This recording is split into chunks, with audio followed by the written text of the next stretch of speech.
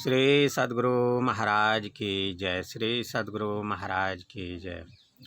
प्रभु प्रेमियों, सद्गुरु महर्षि में ही परमहंस जी महाराज के प्रवचन नंबर 58 का पाठ करके सुनाएंगे।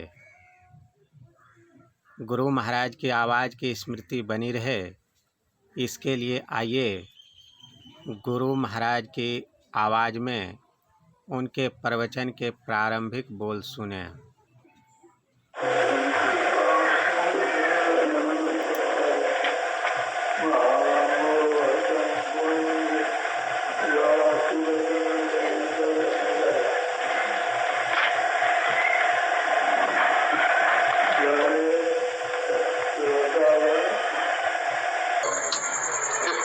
मन कहाँ बसत है, निकट जाए कई था।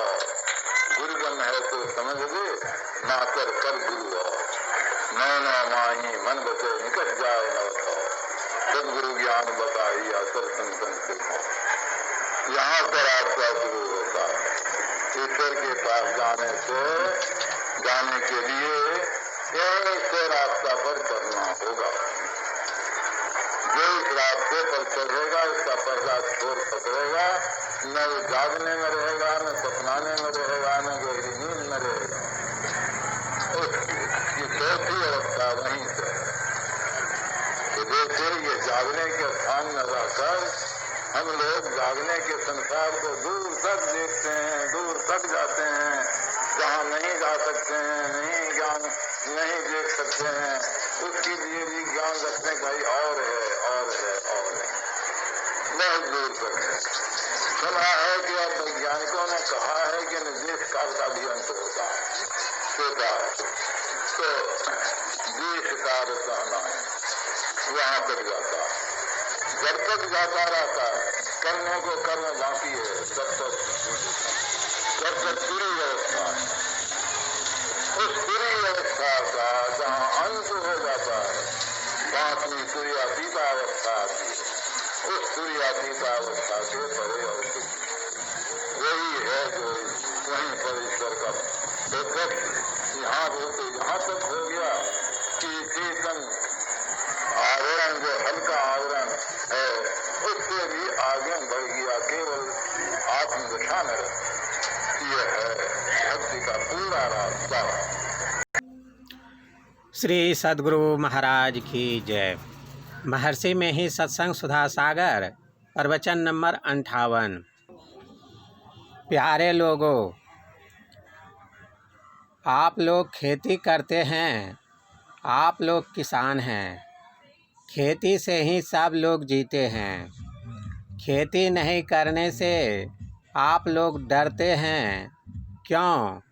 इसलिए कि यदि खेती नहीं करेंगे तो खाने पहनने के लिए तकलीफ हो जाएगी।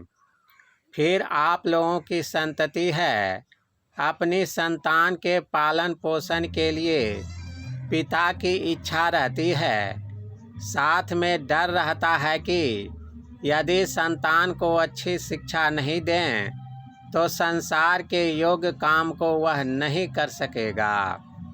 सरकारी नौकरी या अपना नौकर ही लीजिए, वे भी डरते हैं कि यदि ठीक से काम नहीं करेंगे तो पद से हटा दिए जाएंगे। चुनाव में क्या होता है? हर 5 वर्ष के बाद चुनाव होता है। उसमें भी डर रहता है कि इस चुनाव में मतदान नहीं मिलेगा तो हटा दिए जाएंगे। सिपाही अपने बड़े अफसर से डरता है। डरने से ही सब काम संसार का चलता है। संत कबीर साहब ने कहा है, डर करने डर परम गुरु, डर पारस डर सार, डरत रहे सो उबरे, गाफिल खावे मार। यहाँ तो खेती करने का डर, नहीं पढ़ने का डर, आदि डर बना रहता है। यह डर करना कब तक के लिए है? मात्र एक जीवन के लिए।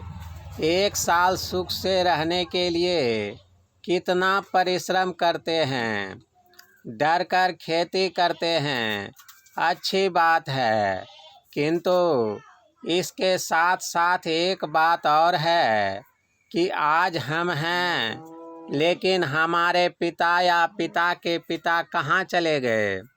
उसी तरह हमको भी एक दिन जाना होगा।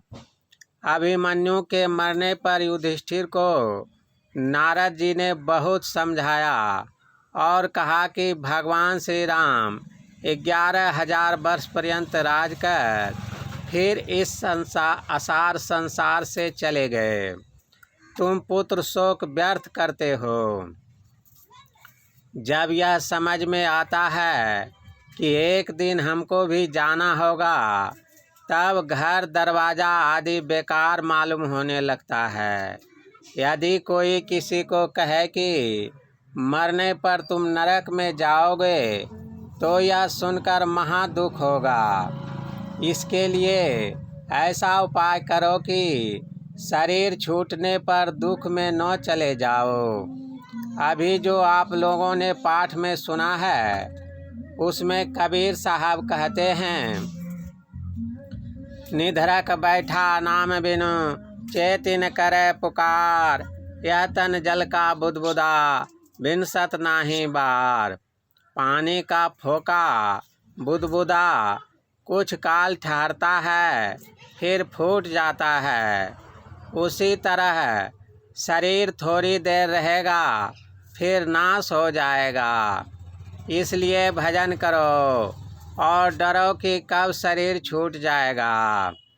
भय से भक्ति करे सबे, भय से पूजा हो, भय पारस है जीव को, निर्भय होए न कोई।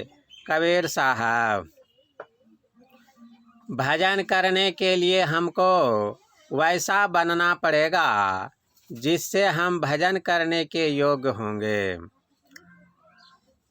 अतरदान में अंगुली देनी हो तो गोबर जिस हाथ से फेंके हो, उस हाथ की अंगुली को धो लो, तब इत्र की सुगंध मालूम होगी। उसी तरह ईश्वर भजन करने के लिए अपने मन हृदय को शुद्ध करना होगा। इसके लिए 5 पाप मत करो। पहला पाप है झूठ। झूठ मत बोलो। यदि गांव भर के लोग झूठ नहीं बोलेंगे, तो किसी से किसी को लड़ाई झगड़ा आदि नहीं होगा। झूठ में सब पाप छिपे हैं। झूठ छोड़ा तो सब पाप भाग जाएंगे। संत कबीर साहब ने कहा है, सांच बराबर तप नहीं, झूठ बराबर पाप, जाके हृदय सांच है, ताके हृदय आप। चोरी मत करो, व्यभिचार मत करो। व्यभिचार कहते हैं अनैतिक मिलन को। मनुष्य के लिए जो शास्त्रानुकूल वैवाहिक नियम है, उस तरह विवाह कर पुरुष स्त्री एक साथ रहें। इसके विरुद्ध जो है वही है व्यभिचार। नशा नहीं पियो और न खाओ।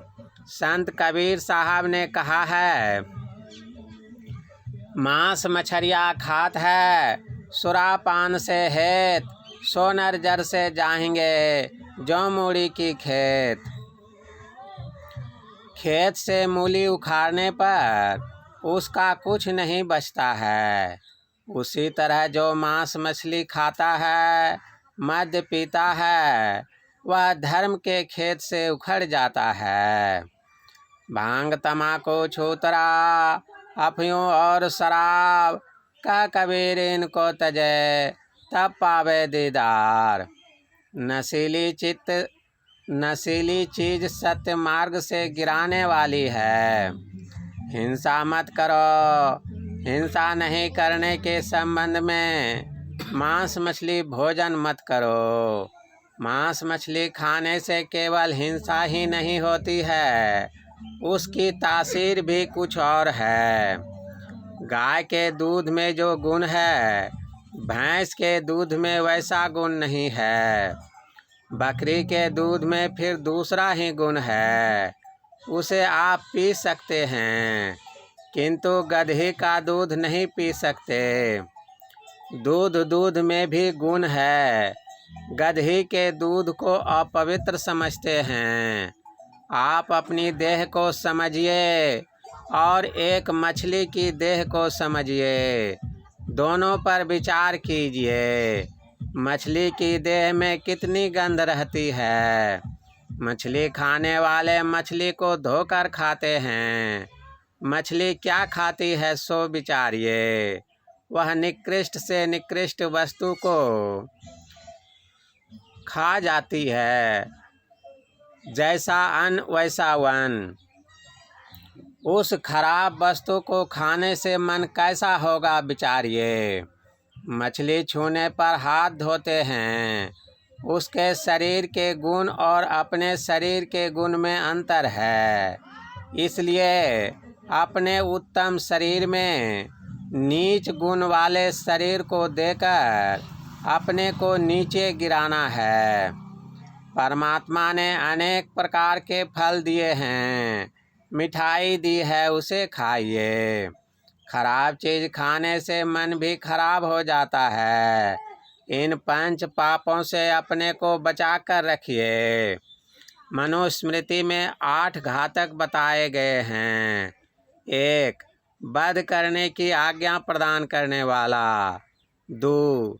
शस्त्र से मांस काटने वाला। 3. मारने वाला। 4. बेचने वाला। 5. मोल लेने वाला। 6. मांस पकाने वाला। 7. परोसने के लिए लाने वाला। और 8. खाने वाला। ये 8 घातक कहलाते हैं। इसलिए हिंसा से बचो। जो 5 पापों से बचेगा वही भजन कर सकेगा। भजन करने में टाल मटोल मत करो। आज कहे मैं काल भजूंगा, काल कहे फिर काल, आज काल के करत ही अवसर जासी चाल। कबीर साहब। इसलिए उन्होंने कहा, काल करे सो आज कर, आज करे सो अब, पल में प्रलय होएगा, बहुरी करेगा कब। यह अच्छे कर्म के लिए कहा है, बुरे कर्म के लिए नहीं। पाँव पलक की सुध नहीं, करे काल की साज, काल अचानक मारसी, ज्योति तर को बाज। कबीर साहब। काल राजा एक दिन सब पर झपट्टा मारता है, कब झपेटा लगेगा ठिकाना नहीं, इसलिए होशियार रहो। भक्त शब्द की सीढ़ी पाता है, सबके अंदर ईश्वर की ध्वनि होती है। उस शब्द को जो पकड़ता है वह परमात्मा तक पहुंचता है। इसके लिए घर छोड़ने की ज़रूरत नहीं। घर में रहो, भजन करो, हल जोतो, खेती करो और भजन करो। जो सोवे सो खोवे, जो जागे सो पावे। जग जग कर भी ध्यान करो। हमारे ऋषियों ने त्रैकाल संध्या बताई है। भैंस चराने जिस समय जाते हो उस समय भजन करो। यदि कहो कि भैंस चरावेंगे कि ध्यान करेंगे, तो भैंस चराने के कुछ काल पहले उठो, भजन करके फिर भैंस चराने जाओ। भैंस चराने जाओ तो किसी दूसरे का खेत मत चराओ, नहीं तो सब ध्यान उसी में ख़त्म हो जाएगा। दोपहर में स्नान करके फिर शाम में ध्यान करो। समय तो बहुत रहता है, किंतु लोग गपशप में बिता देते हैं। कुछ नींद को जीतो और गपशप छोड़ो तो भजन कर सकोगे। आप लोगों ने पहले नशे के संबंध में सुना, वे तो मोटे मोटे नशे हैं। बारीक नशे के संबंध में भी सुनिए।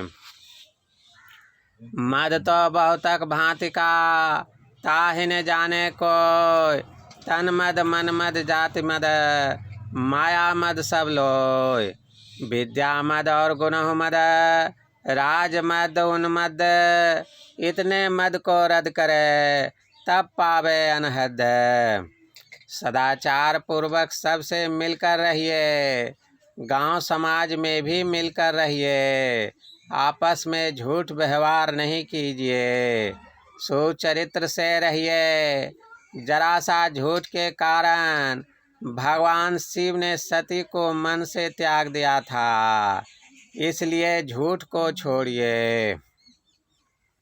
यह प्रवचन पूर्णिया जिला अंतर्गत ग्राम बोकंतरी में श्री रूपलाल यादव जी के निवास स्थान पर दिनांक 23/12/1953 ईस्वी को साप्ताहिक सत्संग में हुआ था।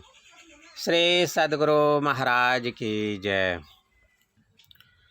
प्रभु प्रेमियों, अभी आप लोगों ने महर्षि में ही सत्संग सुधा सागर नामक इस पुस्तक के 58वें प्रवचन को सुना।